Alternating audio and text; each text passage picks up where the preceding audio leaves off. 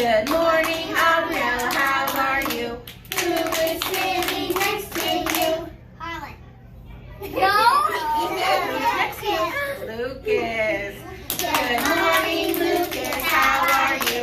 Who is sitting next to you? If you forgot his name, you can ask him. Michael. There you go. Good morning, Michael, how are you? Who is sitting next to you? Good morning, Hayden, how are you? Who is sitting next to you? Naomi. Good morning, Naomi, how are you?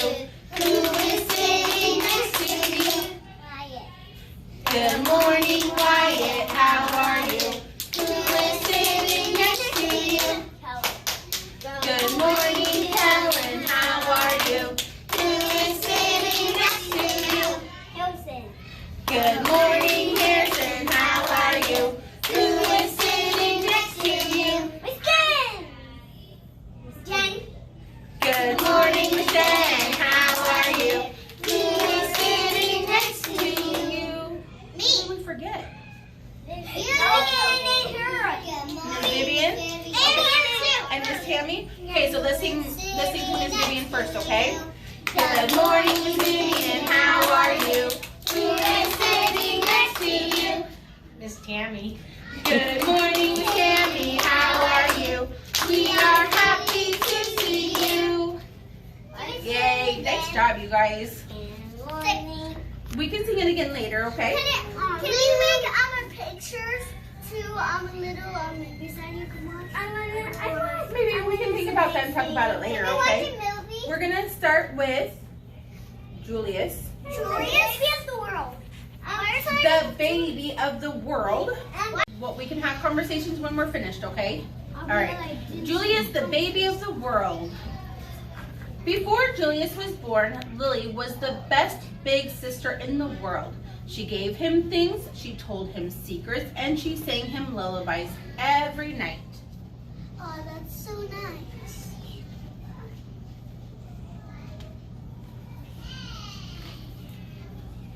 After Julius was born, it was a different story. Lily took her things back, she pinched his tail, and she yelled insulting comments into his crib. "I am the queen," said Lily, "and I hate Julius." But her parents loved him. They kissed his wet pink nose, they admired his small black eyes, and they stroked his sweet white fur. Lily thought his pink nose was slimy. She thought his small black eyes were beady, and she thought his sweet white fur was not so sweet, especially when he needed his diaper changed. "Julius is the baby of the world," chimed Lily's parents. "Disgusting," said Lily. But it's very cute.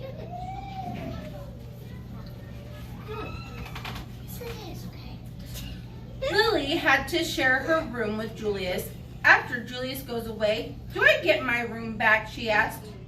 "Julius isn't going anywhere," said Lily's mother, and he didn't. He stayed and stayed.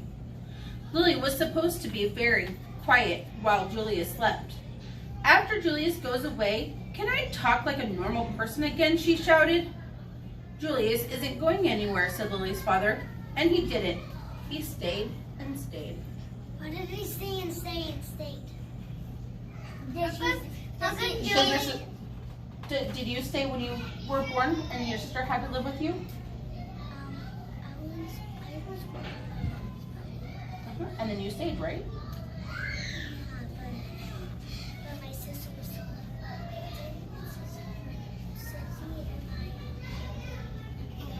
I can't do it here. My sister.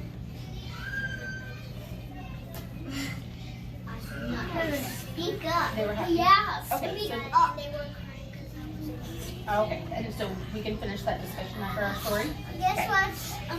"We want Julius to grow up to be as extraordinary as you," said Lily's mother. "So we must tell him constantly how beautiful he is and how much we love him." When no one was looking, Lily had her own idea. "We want Julius to grow up to be as clever as you," said Lily's father. "So we must sing him his numbers and letters whenever possible. When no one was looking, Lily had her own ideas.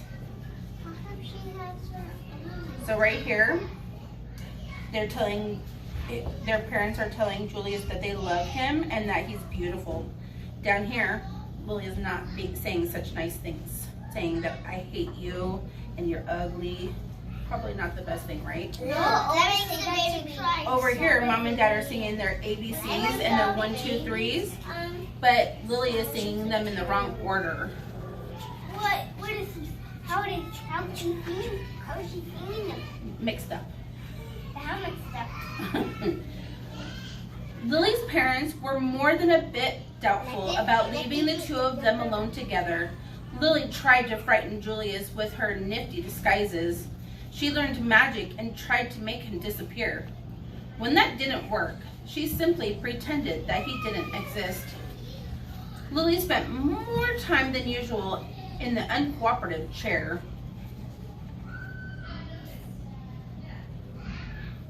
How long? Lily's parents showered her with hugs and kisses and treats of all shapes and sizes. They even let her stay up 15 minutes later every night. It didn't matter. Nothing worked. I am the queen, said Lily, and I hate Julius. But her parents loved him. They kissed his wet pink nose, they admired his small black eyes, and they stroked his sweet white fur. Julius is the baby of the world, chimed Lily's parents. Disgusting, said Lily. You just said that. You just said white fur. You just said that word. And now it's again. Lily's Lily's parents were amused when Julius blew a bubble. Can you believe it, they exclaimed. But if Lily did the exact same thing, they said, Lily, let's mind our manners, please. Lily's parents were dazzled when Julius babbled and gurgled. Such a vocabulary, they exclaimed. But if Lily did the exact same thing, they said, Lily, let's act your age, please. Lily's parents were amazed when Julius screamed. What lung capacity, they exclaimed. But if Lily did the same thing, they said, Lily, let's restrain ourselves, please. Now she's crying like a little girl. Like a 3-year-old. One morning, while Lily was busy playing opera, her mother said, why don't you put some of that verbal exuberance to good use? Why don't you tell Julius a nice story? He's too little to understand a story, said Lily. He can understand it in his own way, said Lily's mother. Okay, said Lily, smiling. Julius, the germ of the world, by me, said Lily.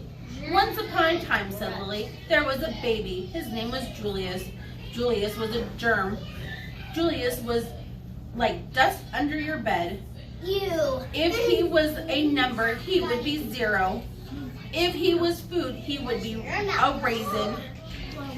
0 is nothing. A raisin tastes like dirt. The end, said Lily. This story earned her 10 minutes in the uncooperative chair.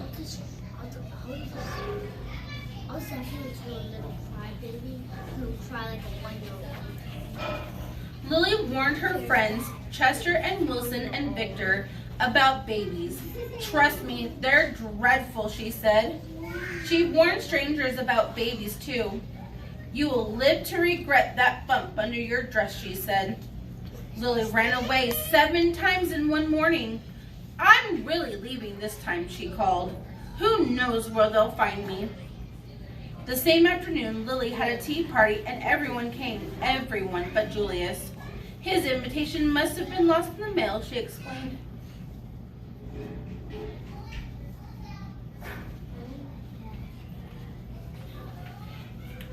Lily had glorious dreams about Julius and ghastly nightmares too. They got nightmares. Just it happens. Lily's parents showered her with compliments and praises and niceties of all shapes and sizes. They even let her drink her juice out of the antique china cup. It didn't matter. Nothing worked. I am the queen, said Lily, and I hate Julius. But her parents loved him. They kissed his wet pink nose. They admired his small black eyes, and they stroked his sweet white fur. Julius is the baby of the world, chimed Lily's parents. Disgusting, said Lily. But why do you say world of the baby of the world and the baby It's just of in the the story. Jen, why do you keep saying that again and again and again? It's in the story. Stop saying that again and again. I like that. When Lily's mother felt up to it, she planned a festive celebration in honor of Julius. All the relatives came. There was quite a spread. What's the big deal, said Lily. Haven't they all seen a silly lump before? Apparently not. All afternoon, the relatives hovered over Julius. They kissed his sweet pink nose. They kissed his wet pink nose. They admired his small black eyes, and they stroked his sweet white fur. Stop. Everything's gonna be sweet.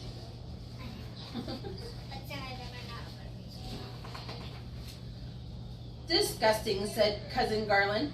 What? Said Lily. Julius, said Cousin Garland. I think his wet pink nose is slimy. I think his small black eyes are beady.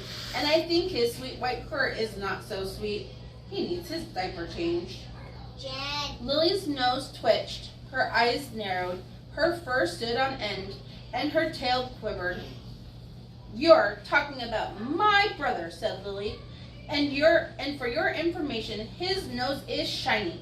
His eyes are sparkly, and his fur smells like perfume. Cousin Garland was speechless. He can blow bubbles, continued Lily.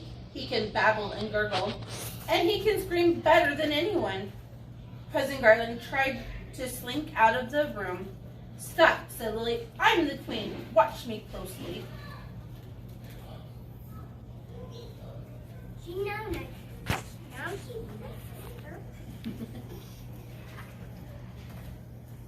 Lily picked up Julius. She kissed his pink nose, his wet pink nose. She admired his small black eyes, and she stroked his sweet white fur. Your turn, said Lily, handing Julius over to Cousin Garland. Kiss, admire, stroke, Lily commanded. Now repeat after me, said Lily. Julius is the baby of the world.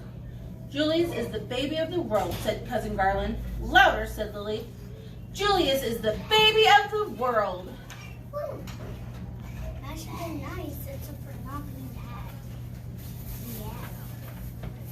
Yeah. And from then on, he was, in everyone's opinion, especially Lily's.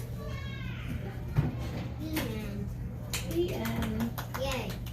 Now, are you going to play?